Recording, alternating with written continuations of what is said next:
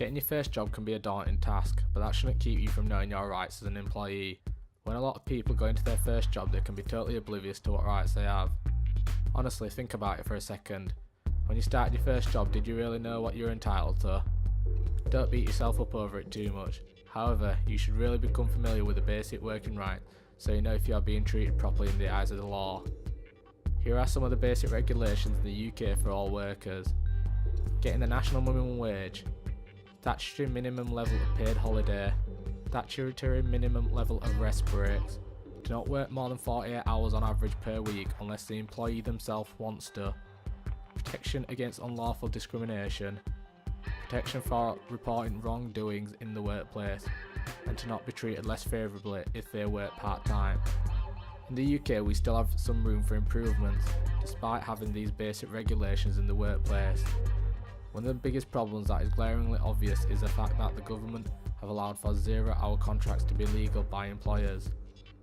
The overwhelming majority of people will tell you how frustrating it can be to work a job where they're attached to a 0-hour contract. Having a 0-hour contract doesn't offer job security in the slightest.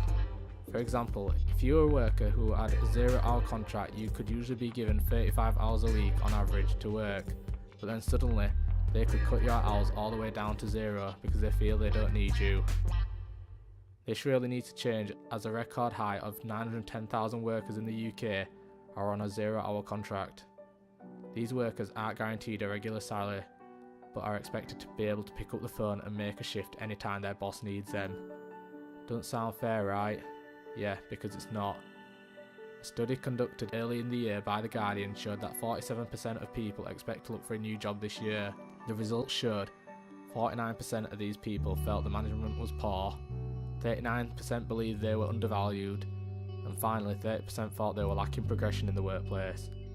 As management may not always be the best with managing employees, it could help if, as an employee, you opened up a bit more as well. Talk to your manager about your problems and try work out your differences. If your manager still isn't treating you right for whatever reason, go higher up to the HR department of your job, or ACAS. ACAS are an organisation who solve problems between employers and employees. The UK has a minimum wage, which is obviously good compared to some countries that don't have one. This could be improved though, as the UK minimum wage still isn't as good as the living wage in the UK.